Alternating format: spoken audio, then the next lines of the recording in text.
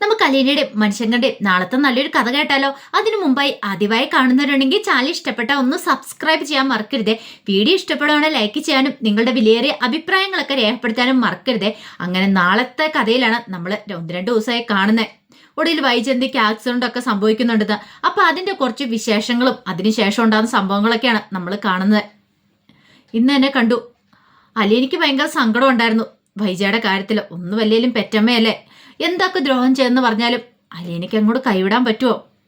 ബാലേന്ദ്രനോട് അലീന പറഞ്ഞു, അതെ അച്ഛാ, എനിക്ക് നല്ല സങ്കടമുണ്ട് അമ്മയുടെ കാര്യം ഓർത്തിട്ട്. എല്ലാവരും കൂടെ ആ പാവത്തിനിട്ട് വട്ട് തട്ടിക്കാന്നൊക്കെ പറഞ്ഞു. പക്ഷെ ബാലേന്ദ്രന് സഹിക്കാൻ പറ്റിയില്ല. ഇത്രയും കാലം തന്നെ ഇട്ട് ശരിക്കും വട്ട് കളിപ്പിച്ച അവളല്ലേ, അവൾ ഒറ്റയെടുത്തിയല്ലേ. അവൾക്ക് ഇത്തിരിയെങ്കിലും ഉടുപ്പുണ്ടായിരുന്നെങ്കിൽ, ഇത്തിരിയെങ്കിലും തന്നോട് സ്നേഹം ഉണ്ടായിരുന്നെങ്കിൽ സത്യങ്ങളൊക്കെ തുറന്നു പറഞ്ഞാലും ഇത്രയും കാലം തന്നോടൊപ്പം ജീവിക്കണ സമയത്ത് ഒരിക്കൽ പോലും അവളത് പറഞ്ഞിട്ടില്ല. അതൊക്കെ ഓർക്കുമ്പോൾ ബാലേന്ദ്രൻ നല്ല ദേഷ്യം ഉണ്ടായിരുന്നു വൈജയോട്. അലീനയുടെ വിഷമം അതൊന്നും ആയിരുന്നില്ല. കാരണം ബാലേന്ദ്രൻ പറഞ്ഞ നുണക്കഥ കൊല്ലപ്പള്ളി വീട്ടിലുള്ള എല്ലാവരും വിശ്വസിച്ചു. ആ കഥയാണ് തൻ്റെ അമ്മയും വിശ്വസിച്ചിരിക്കുന്നത്. അപ്പോൾ അച്ഛനാണ് എല്ലാവരുടെ മുന്നിൽ വീണ്ടും നാണം കെട്ടുകൊണ്ടിരിക്കുന്നത്. അലീന പറഞ്ഞു, അച്ഛൻ അങ്ങനെ ഒരു നുണക്കഥ പറയേണ്ട കാര്യമില്ലായിരുന്നു. എന്തിനാ അങ്ങനെ? അച്ഛന് ശരിക്കും എല്ലാവരുടെ മുന്നിൽ നാണം കെടുകയല്ലേ ചെയ്തേ. അച്ഛൻ തന്നെ അച്ഛൻ്റെ വില കളയുകയല്ലേ ചെയ്തേ. എന്തിനു വേണ്ടിയിട്ടായിരുന്നു അച്ഛാ? ഞാൻ പറഞ്ഞല്ലോ മോളെ, എനിക്ക് നിന്നെ രക്ഷിക്കണമായിരുന്നെങ്കിൽ ഇങ്ങനെയുള്ള കാര്യങ്ങളൊക്കെ പറയണം. പിന്നെ വൈജയുടെ കാര്യം അറിയാലോ, ചില കാര്യങ്ങളൊക്കെ മറച്ചു വെക്കണം. നമ്മൾ മറച്ചു വെച്ചാൽ മതിയാവുള്ളൂ. അത് നിന്നോട് പറഞ്ഞിട്ടുണ്ടെങ്കിൽ നിനക്ക് എത്രമാത്രം അത് മനസ്സിലാവുന്നൊന്നും എനിക്കറിയില്ല എന്ന് പറയണം. ഒടുവിൽ അലീനയ്ക്ക് എങ്ങനെ എന്ത് പറഞ്ഞ് ബാലേന്ദ്രനെ ആശ്വസിപ്പിക്കണമെന്ന് അറിയില്ല. കാരണം ബാലേന്ദ്രൻ്റെ മനസ്സിൻ്റെ വിഷമം അലീനയ്ക്ക് മനസ്സിലായി. ആ മനസ്സിൽ നല്ല ബുദ്ധിമുട്ടാണെന്നറിയാം. ഇത്ര കാര്യങ്ങളൊക്കെ സംഭവിച്ചെങ്കിലും ഇപ്പോഴും അച്ഛൻ ജീവനോടെ ഇരിക്കുന്ന താനുള്ളതുകൊണ്ട് മാത്രമെന്ന് ഇടയ്ക്കിടയ്ക്ക് പറയാറുണ്ട്. ചിലപ്പോൾ അതായിരിക്കും ജീവിക്കാനായിട്ട് അച്ഛനെ പ്രേരിപ്പിച്ചുകൊണ്ടിരിക്കുന്ന ഒരു വാശി അച്ഛൻ്റെ മനസ്സിലുണ്ട് തൻ്റെ അമ്മയോടുള്ള. പിന്നീട് അലീന നിന്നില്ല. അലീന കൂടെ മുറിയിൽ നിന്ന് ഇറങ്ങിപ്പോയി. ഈ സമയത്ത് മണിശങ്കർ വീട്ടിലേക്ക് വന്നു കഴിഞ്ഞപ്പോഴത്തേനും കമലെ ശിവശങ്കരും എല്ലാവരും ഉണ്ട്. കമല പറഞ്ഞാ, വന്നല്ലോ, നീ പോയോടാ അവിടെ? നീ പോയിട്ട് അവിടെ പോയിട്ട് എന്തായി കാര്യങ്ങൾ? ബാലേന്ദ്രനുമായിട്ട് സംസാരിച്ചോ? കഥകളൊക്കെ കേട്ടോന്ന് ചോദിച്ചു. അപ്പോഴേക്കും മനു പറഞ്ഞു, അല്ല അമ്മ എന്തിനാ ഇങ്ങനെയൊക്കെ ദേഷ്യപ്പെടുന്നേ? പിന്നെ ദേഷ്യപ്പെടാതെ. എപ്പോഴും ബാലേന്ദ്രന്റെ സൈഡും ആ പെണ്ണിന്റെ സൈഡും ആയിരുന്നല്ലോ നീ പറഞ്ഞുകൊണ്ടിരുന്നേ. എന്നിട്ടിപ്പോൾ എന്തായി? അത് കേട്ടപ്പം മനു പറഞ്ഞു, അതെ അങ്കിൾ അങ്ങനെ ഒരു തെറ്റ് ചെയ്തിട്ടുണ്ടെങ്കിൽ അതിൻ്റെ പിന്നെ വ്യക്തമായ കാരണം കാണുമെന്ന് പറയണം. ശിവശങ്കരൻ പറഞ്ഞു, ഓ നിന്റെ അങ്കിള് ചെയ്യുമ്പോൾ നല്ലത് പുണ്യപ്രവൃത്തിയാണല്ലോ അല്ലേ? ഒരു പെണ്ണിനെ വഞ്ചിച്ച് ഞാനൊന്നും പറയണില്ല. അത് കേട്ട് കഴിഞ്ഞപ്പോഴത്തേനും മണിശങ്കർ ശിവശങ്കരൻ നോക്കി. എന്നിട്ട് പറഞ്ഞു, ആരും അത്ര പെർഫെക്റ്റ് ഒന്നും അല്ലല്ലോ അച്ഛാ. ഈ പറയുന്ന വൈജാൻ്റെ അത്ര പെർഫെക്റ്റ് ആണെന്ന് ചോദിക്കുക. എല്ലാവർക്കും ഇല്ലേ ഓരോ പ്രശ്നങ്ങളും കാര്യങ്ങളും ഒക്കെ. ശിവശങ്കർ ഒരു നിമിഷം ഞെട്ടലോട് കൂടിയിട്ട് മനുവിനെ നോക്കുകയാണ്. ഇവനിനി എന്തെങ്കിലും കാര്യങ്ങളൊക്കെ അറിഞ്ഞിട്ടുണ്ടായിരിക്കോ? അപ്പോഴേക്കും കമല പറഞ്ഞു, എന്ത് പറഞ്ഞാലും ഉണ്ട് ഇവൻ്റെ ഒരു ന്യായീകരണം. നിനക്ക് നാണം ഉണ്ടോടാ? എന്നിട്ട് അവിടെ പോയി ബാലേന്ദ്രനെ അലീനയെ കണ്ടിട്ട് വരാനായിട്ട് അവളെ ആ വീട്ടിൽ നിന്ന് പറഞ്ഞു വിടുക ചെയ്യണ്ടേ? അതിന് പകരം ഇനിയിപ്പം ബാലേന്ദ്രൻ്റെ മകളാന്നോർത്തോണ്ട് ഇച്ചിരി കൂടെ അടുപ്പം കാണിക്കാനായിട്ടായിരിക്കും നീ പോയിരിക്കുന്നല്ലേ? അങ്ങനെ എന്തേലും നിന്റെ ഭാഗത്തുനിന്നുണ്ടായ മനു, ഈ കമല അടങ്ങിയിരിക്കില്ല, നിനക്കറിയാലോ. ഇനിയിപ്പം നിനക്ക് അങ്ങോട്ടേക്ക് പോകാനായിട്ട് ഇത്ര ഉത്സാഹം കൂടുമെന്ന് എനിക്കറിയാം. പക്ഷേ അതൊന്നും ഇവിടെ വേണ്ട. നിന്റെ മനസ്സിൽ എന്തെങ്കിലും വേണ്ടാത്ത ചിന്തകളുണ്ടെങ്കിൽ അതങ്ങോട്ട് അപ്പാടെ എടുത്തു കളഞ്ഞാനൊക്കെ പറഞ്ഞുകൊണ്ട് ഭയങ്കരമായിട്ട് ദേഷ്യപ്പെട്ടു. കൂടുതലൊന്നും പറയാനായിട്ട് പോയില്ല. മണിശങ്കർ പറഞ്ഞിട്ടുണ്ടെങ്കിൽ തൻ്റെ വായിൽ നിന്ന് സത്യങ്ങളൊക്കെ പുറത്തു വരും. അത് പറയാൻ പാടില്ല. ഇപ്പോഴെന്താണെങ്കിലും ആരും അറിയണ്ട. ഇവർ വിശ്വസിച്ചുകൊണ്ടിരിക്കുന്ന കഥ തന്നെ വിശ്വസിച്ചുകൊണ്ടിരുന്നോട്ടെ എന്നൊരു ചിന്തയായിരുന്നു. അല്ലെങ്കിൽ ചിലപ്പോൾ അത് അലീനയ്ക്ക് ദോഷം ചെയ്യുമെന്നറിയാം. അതിനേക്കാളുപരി ആൻറ്റിക്കാണെങ്കിൽ അത് ഒട്ടും ഉൾക്കൊള്ളാനായിട്ട് സാധിക്കില്ല. അപ്പോൾ ആൻറ്റി ഇപ്പം ഇങ്ങനെയൊക്കെ എല്ലാവരുടെയും ദേഷ്യം കാണിക്കുന്ന പോലും ആൻറ്റിയുടെ മനസ്സിൽ അങ്കിളിനോടുള്ള ദേഷ്യം ഉള്ളതുകൊണ്ട് തന്നെയാണ്. അങ്ങനെ തന്നെ ഇരിക്കട്ടെ. ഇപ്പം തൽക്കാലത്തേക്ക് ആരും അറിയണ്ട. ആ സത്യങ്ങളൊക്കെ അറിഞ്ഞിട്ടുണ്ടെങ്കിൽ ആൻറ്റി ചിലപ്പോൾ ആത്മഹത്യയും കൂടെ ചെയ്യും എന്നൊരു ചിന്തയൊക്കെ മനുഷ്യങ്ങളുടെ ഉള്ളിലുണ്ടാകുന്നുണ്ട്. അതുകൊണ്ട് മനുഷ്യങ്ങൾ അത് കൂടുതലായിട്ടൊന്നും പറയാനൊന്നും പോയില്ല. നേരെ മുറിയിലേക്ക് കയറിപ്പോയി. കുറച്ച് കഴിഞ്ഞപ്പോഴത്തേനും ബാലേന്ദ്രൻ്റെ മുറിയിലേക്ക് വൈജയന്തി വരുവാണ്. രണ്ടും കൽപ്പിച്ചുള്ള വരവാണ്. ചോദ്യങ്ങളൊക്കെ ഉണ്ടല്ലോ, ഇനി അങ്ങോട്ടും ഇങ്ങോട്ടും ചോദ്യോത്തരങ്ങളൊക്കെ ഉണ്ട്. അതിന് വേണ്ടിയിട്ട് ചെല്ലുന്നതാണ്. അങ്ങനെ വെറുതെ വിട്ടിട്ട് കാര്യമില്ല. എല്ലാം പറഞ്ഞിട്ട് താൻ വെറുതെ മിണ്ടായിരുന്നിട്ടുണ്ടെങ്കിൽ ഒന്നും അല്ലാതെ പോവും എന്നൊരു ചിന്തയായിരുന്നു വൈജയുടെ മനസ്സിൽ. അങ്ങനെ ചെന്നിട്ട് വൈജ ബാലേന്ദ്രനോട് ചോദിച്ചു, ഇവിടെ എന്തൊക്കെയാ നടക്കുന്നത്? ഞാൻ ചില കാര്യങ്ങളൊക്കെ അറിഞ്ഞു. സത്യമാണോ ബാലേന്ദ്ര? നിങ്ങളുടെ മകളാണോ ആ അലീന എന്ന് ചോദിക്കുകയാണ്. ഇത് കേട്ട ബാലേന്ദ്രൻ പറഞ്ഞു, അല്ല കാര്യങ്ങളൊക്കെ ശിവേട്ടൻ പറഞ്ഞു കാണത്തില്ലേ? ശിവേണ്ണനോട് പറഞ്ഞ കാര്യങ്ങളൊക്കെ, അതുകൊണ്ടാണ് ഞാൻ ചോദിച്ചേ. ആ അങ്ങനെ അറിഞ്ഞെങ്കിൽ പിന്നെ നീ എന്തിനാ ഇവിടെ ഒന്ന് ചോദിക്കുന്നേ? അവൾ എൻ്റെ മകള് തന്നെയാന്ന് പറയണം. അപ്പോഴേക്കും വൈജയന്തി രൂക്ഷമായിട്ട് ബാലേന്ദ്രനെ നോക്കിയിട്ട് അങ്ങോട്ട് ചെന്നു. എനിക്ക് അപ്പോഴേ അറിയായിരുന്നു അവൾ ഇത്ര അധികാരം ഈ വീട്ടിൽ കാണിക്കുന്നുണ്ടെങ്കിൽ അതിൻ്റെ പിന്നിൽ എന്തെങ്കിലും ഒരു കാരണം ഉണ്ടായിരിക്കുമെന്ന്. നിങ്ങൾക്ക് എങ്ങനെ തോന്നി ബാലേന്ദ്ര? നിങ്ങളുടെ ഭാര്യയല്ലേ ഞാൻ. എൻ്റെ മുഖത്ത് നോക്കി ഇത് പറയാനായിട്ട് നിങ്ങൾക്ക് ഇത്രയെങ്കിലും നാണമുണ്ടോ? ഞാനെന്തിനു നാണിക്കണം? ഞാനുള്ള സത്യമല്ലേ പറഞ്ഞത്. കള്ളത്തരമൊന്നും എന്നോട് പറഞ്ഞല്ലോ. ദേ ബാലേന്ദ്ര, അപ്പൊ ഇതായിരുന്നില്ലേ നിങ്ങളുടെ മനസ്സിലിരിപ്പ്? അവളെ ഇവിടെ കൊണ്ടുവന്ന് വെച്ച് വാഴിക്കാന്നാ നിങ്ങളുടെ വിചാരം. ഇനിയിപ്പൊ നിങ്ങൾക്കുള്ള സ്വത്തുവകകളെല്ലാം കൂടെ അവളുടെ പേരിലേക്ക് എഴുതി വെക്കാനായിരിക്കും. ബാലേന്ദ്രൻ പറഞ്ഞു, എൻ്റെ 4 മക്കൾക്കും അത് ഒരേപോലെ തന്നെയാണ്. 4 മക്കള് ഞാൻ പറയണില്ല. അവയ്ക്കിത് സന്തതിനോടെ വിളിച്ചോണ്ട് വന്നപ്പോൾ സമാധാനമായല്ലോ. പക്ഷെ ഒരു കാര്യമുണ്ട്, അവളും ഞാനും കൂടെ ഒന്നിച്ച് ഈ വീട്ടിൽ വാഴാനായിട്ട് പോകുന്നില്ല. ഒന്നെങ്കിൽ അവള് അല്ലെങ്കിൽ ഞാൻ. ബാലേന്ദ്രൻ പറഞ്ഞു, എനിക്കൊരു നിർബന്ധമില്ല നീ ഇവിടെ വേണോന്ന്. പിന്നെ നിന്നോട് പോവാനും ഞാൻ പറയത്തില്ല. നിനക്ക് ഇവിടെ നിൽക്കാൻ താല്പര്യമില്ല, നീ പോയിക്കോ. ഇവിടെ നിൽക്കേണ്ട കാര്യമൊന്നുമില്ല. പിന്നെ ഞാൻ അങ്ങനെ പറഞ്ഞു ഇവിടെ നിന്നും പോകുന്നില്ല. നിനക്ക് ഇഷ്ടമുള്ളിടത്തോളം കാലം ഇവിടെ താമസിക്കുക. ഓഹോ, അപ്പം നിങ്ങളുടെ അവിഹിത സന്തതിയോടൊപ്പം ഞാനിവിടെ കഴിയണമല്ലേ? എനിക്ക് എന്ത് വിലയാണ് ബാലേന്ദ്ര ഉള്ളത്? 10 മനുഷ്യന്മാരറിഞ്ഞപ്പോൾ എന്തായിരിക്കും? അല്ല, ഞാനൊരു കാര്യം ചോദിച്ചിട്ടെ, ഇതൊക്കെ നടന്ന എന്നാന്ന് ചോദിക്കുക. അത് കേട്ട ബാലേന്ദ്രൻ പറഞ്ഞു, അതിനെക്കുറിച്ചൊക്കെ പറയുവാണെങ്കിൽ അതൊക്കെ വലിയൊരു കഥ തന്നെയാണ്. കൃത്യമായിട്ട് സമയവും തീയതി മുഹൂർത്തമൊന്നും ഞാൻ നോക്കിയിട്ടില്ല. അല്ല, ഞാനൊരു കാര്യം ചോദിച്ചോട്ടെ, എൻ്റെ ജീവിതത്തിൽ ഇങ്ങനെ ചില സംഭവങ്ങളൊക്കെ ഉണ്ടായിട്ടുണ്ട്. അല്ല, നിന്റെ ജീവിതത്തിൽ ഇങ്ങനെ എന്തെങ്കിലും ഉണ്ടോയെന്ന് ചോദിക്കണം. ഒരു ദിവസം വൈജയന്തി ഞെട്ടിപ്പോയി. നിങ്ങൾ എന്താ ബാലേന്ദ്രൻ ഉദ്ദേശിച്ചേ?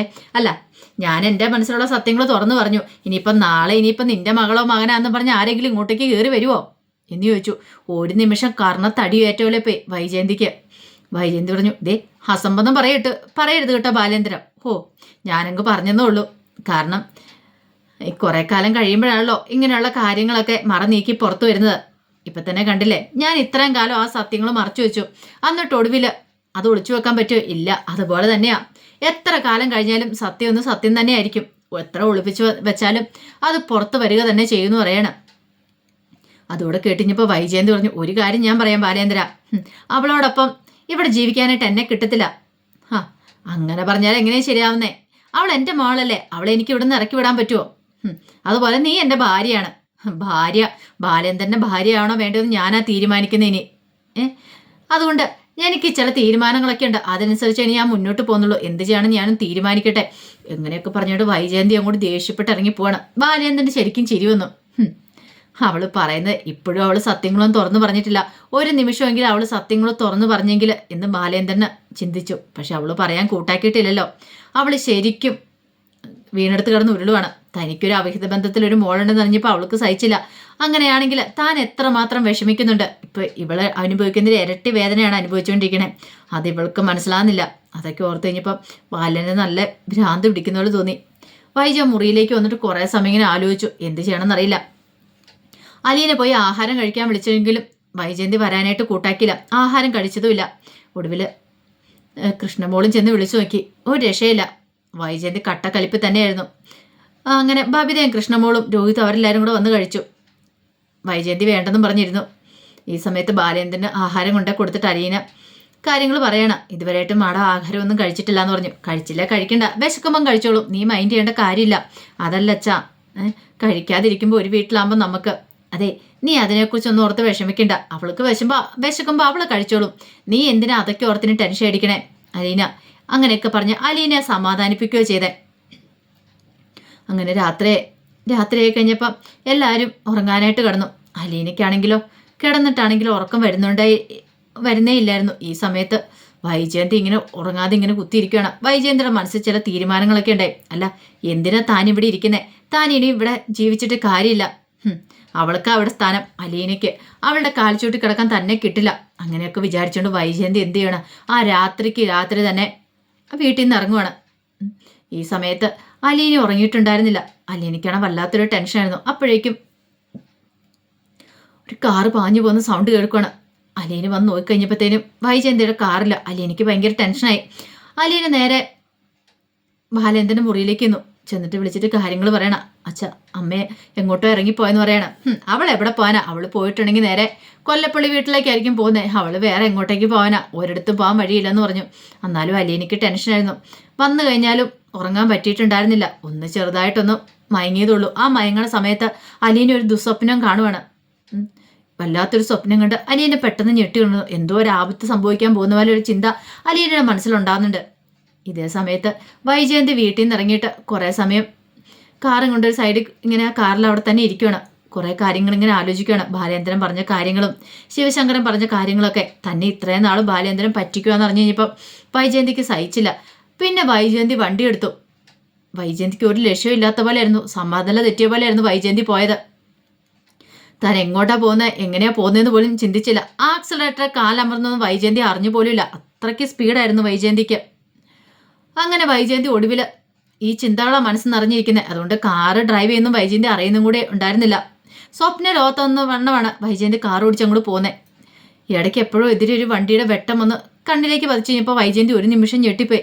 പെട്ടെന്ന് ഇടത്തേക്ക് വെട്ടിച്ചു കഴിഞ്ഞപ്പോഴത്തേനും വണ്ടി എന്ത് ചെയ്തു, ബാലൻസ് കിട്ടിയില്ല. വൈജയന്തിക്ക് പോലും എന്താ സംഭവിച്ചെന്ന് മനസ്സിലാകുന്നതിന് മുമ്പ് വണ്ടി ആക്സിഡന്റിൽ പെട്ട് കഴിഞ്ഞിട്ടുണ്ടായിരുന്നു. വണ്ടി തലയും കുത്തി കിടന്ന് മറിയാം. വൈജയന്തിയുടെ ഒരു കാർച്ച മാത്രം അതിനകത്തുനിന്ന് മുഴങ്ങിയിട്ടുണ്ടായിരുന്നുള്ളൂ. അപ്പോഴേക്കും ആ സമയത്ത് വണ്ടികളൊക്കെ റോഡിൽ കൂടെ ഉണ്ടായിരുന്നു. ആൾക്കാരൊക്കെ ഓടിക്കൂടി വന്നു കഴിഞ്ഞപ്പോഴത്തേനും നോക്കിക്കഴിഞ്ഞപ്പോൾ വണ്ടിക്കകത്ത് കിടക്കുന്ന ആൾക്ക് ജീവനുണ്ടോയെന്ന് പോലും അറിയത്തില്ലായിരുന്നു. വൈജയുടെ ബോധമൊക്കെ അപ്പം തന്നെ പോയിട്ടുണ്ടായിരുന്നു. ആൾക്കാരെല്ലാം കൂടെ കാറൊക്കെ വെട്ടിപ്പൊളിച്ച് അങ്ങനെ വൈജയെ പുറത്തിറക്കുവാണ്. ചോരയെ കുളിച്ച് കിടക്കുന്ന വൈജയാണ് കാണാൻ സാധിച്ചത്. ഒടുവിൽ പെട്ടെന്ന് തന്നെ ആംബുലൻസൊക്കെ വന്നു. അങ്ങനെ വൈജയനെ നേരെ ഹോസ്പിറ്റലിലേക്ക് കൊണ്ടുപോകണം. കുറച്ച് സമയം കഴിഞ്ഞ് കഴിഞ്ഞപ്പോഴത്തേനുമാണ് ശിവശങ്കറിൻ്റെ ഫോണിലേക്ക് ഒരു കോള് വരുന്നത്. വൈജയന്തിക്ക് ആക്സിഡൻറ്റ് സംഭവിച്ചെന്നുള്ളൊരു കോളായിരുന്നു. അത് അറിഞ്ഞു കഴിഞ്ഞപ്പോഴത്തേനും ഒരു നിമിഷം ശിവശങ്കരൻ ഞെട്ടിപ്പോയി. എന്താ സംഭവിച്ചതെന്ന് പോലും മനസ്സിലായില്ല. ചാടി എഴുന്നേറ്റു. പിന്നീട് കമലയോട് കാര്യങ്ങളൊക്കെ പറഞ്ഞു ഹോസ്പിറ്റലിലേക്ക് പോകണമെന്ന് പറയണം. പിന്നീട് രാജീവനെ വിളിച്ച് ഒക്കെ പറയുകയാണ്. ഇതെങ്ങനെ സംഭവിച്ചു, എങ്ങനെ ഏതാണെന്നും ആർക്കും അറിയത്തില്ല, എങ്ങോട്ട് പോയതാണെന്നും അറിയത്തില്ല, ഇങ്ങോട്ട് വന്നാണോ ഇനി വേറെ എവിടേക്ക് പോയതാണെന്നും അറിയത്തില്ല. പിന്നീടാണ് മണിശങ്കർ ഈ കാര്യങ്ങൾ അറിയണേ. കമലയാണോ ഒന്ന് പറയണേ. അവളൊരുത്തിയുണ്ടല്ലോ അലീന എന്ന് പറയുന്നവള്, അവള് ആ വീട്ടിലേക്ക് കാലെടുത്ത് വെച്ചതിൻ്റെ അറിയാനുണ്ട്. അവൾ വന്ന് കയറിയതോടുകൂടി അവിടെ ദുരന്തങ്ങൾ സംഭവിക്കാൻ തുടങ്ങിയിട്ടുണ്ട്. എന്താ അമ്മ എന്തൊക്കെയാ ഈ പറയണമെന്ന് ചോദിച്ചു. എടാ വൈജയ്ക്ക് ആക്സിഡന്റ് സംഭവിച്ചെന്ന്. ആക്സിഡന്റോ? ഒരു നിമിഷം മണിശങ്കർ ഞെട്ടിപ്പോയി. എന്താ സംഭവിച്ചെന്ന് പോലും മണിശങ്കറിന് വ്യക്തമായില്ല. മണിശങ്കർ പെട്ടെന്ന് തന്നെ ബാലേന്ദ്രനെ വിളിക്കുകയാണ്. കാരണം കാര്യങ്ങൾ പറയണമല്ലോ. അങ്ങനെ ബാലേന്ദ്രനെ വിളിച്ചു പറഞ്ഞു. കൃഷ്ണമോളും അലീനയൊക്കെ അറിഞ്ഞു. ഈ സമയം വൈജയന്തിയെ ഹോസ്പിറ്റലിലേക്ക് കൊണ്ടുപോയി നേരെ എമർജൻസി റൂമിലേക്ക് കയറ്റുവാണ്. എങ്ങനെയാവുന്ന എന്താണെന്നും അറിയത്തില്ല. ഇനിയിപ്പോൾ നാളത്തെ ഫുൾ വിശേഷം വന്നു കഴിയുമ്പോൾ പറയാം എങ്ങനെയായി തീരുമെന്ന്. അതിൻ്റെ വിശേഷങ്ങൾക്കായി നമുക്ക് എല്ലാവർക്കും കാത്തിരിക്കാം കേട്ടോ. ഇതൊക്കെ അറിഞ്ഞു കഴിയുമ്പോഴത്തേനും അലീനയ്ക്ക് ഒരു വിഷമമുണ്ട്. അലീനയ്ക്ക് സങ്കടം സഹിക്കാൻ പറ്റില്ല. താൻ കാരണമാണല്ലോ തൻ്റെ അമ്മയ്ക്ക് ഇതൊക്കെ ഉണ്ടായെന്നുള്ള സങ്കടമായിരിക്കും അവൾക്ക്. അപ്പോൾ അതിൻ്റെ വിശേഷങ്ങൾക്കായി നമുക്ക് എല്ലാവർക്കും കാത്തിരിക്കാം. ഒരിക്കൽ കൂടി എല്ലാവർക്കും ശുഭരാത്രി നേർന്നുകൊണ്ട് നിർത്തുന്നു. നന്ദി.